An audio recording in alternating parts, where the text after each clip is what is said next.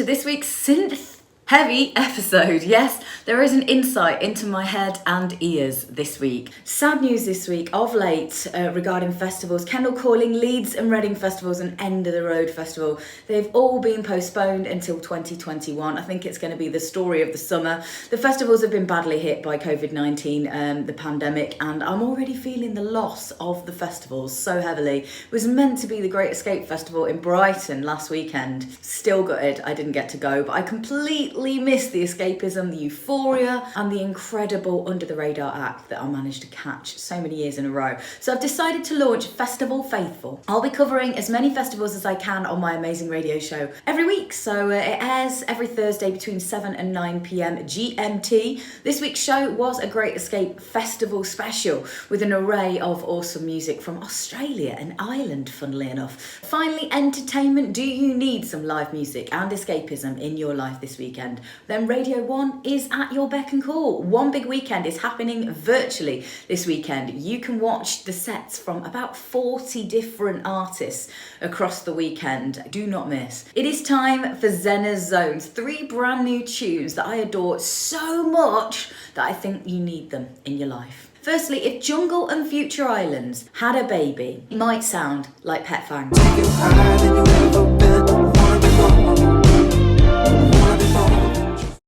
When I first heard this new single from Rochdale singer-songwriter Morgan Harper-Jones, it brought me to tears. Typical, just drips with emotion, a voice that will just absolutely stun you. So incredible. It's hard to love someone who doesn't want to be loved. Hard to love someone who always keeps it going. Finally, the synthtastic sound of Stockport band Gymnast. They just dropped an album called Experiments in the revival of organisms.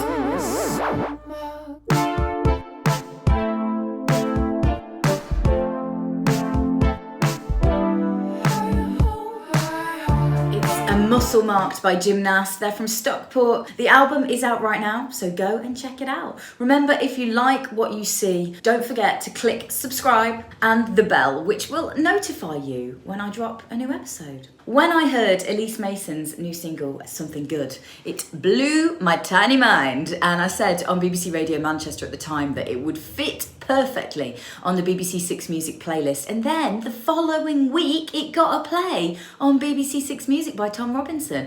I caught up with Ellysse recently to talk about writing an album. Yes, she's been doing that. Writer's block and making videos in lockdown.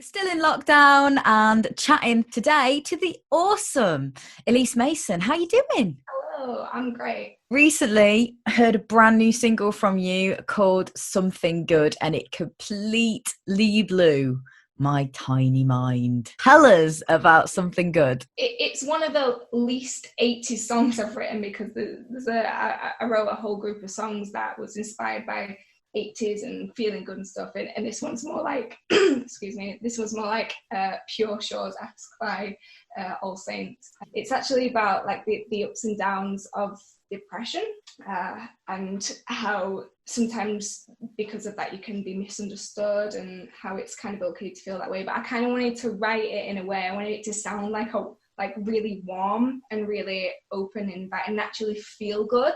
Mm-hmm. Just kind of an acceptance song of that. And then we did a video in lockdown because the original plan was meant to be set in outer space, and I was going to use like clay stop motion, and it was going to be this whole dramatic scene where I was in a spaceship and it crash lands on the moon, and then the moon people come. This sounds like a lockdown quarantine dream. I got a bit mental, yeah, but we couldn't do that because then lockdown happened.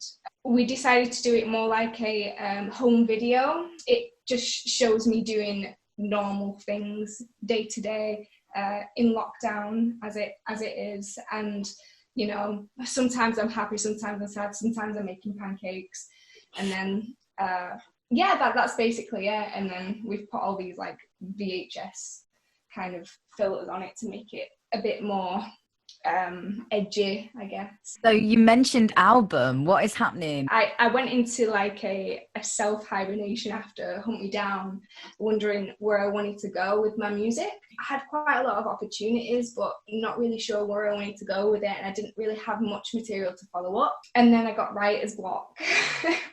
And I was just like, oh, I don't know what to do. And I was like this for about a good 6 months. I didn't really know where I wanted to go or what I wanted to write. And then all these ideas came, and I decided that I wanted to write an album, and it was going to be electronic and synthy and very complementary to the 80s.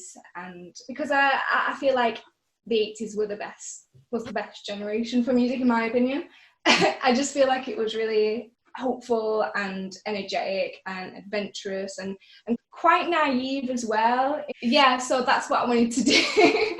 I've written nearly an album.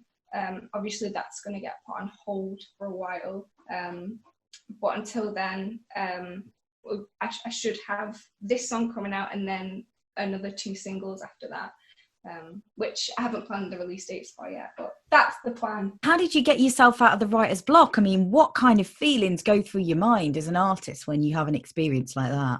Well, you kind of feel, and I feel this quite often actually, you've written a song that you think, oh, I've got to top that now. I think as an artist, you can't, like, you're your own worst critic, and you constantly want to better yourself and be better.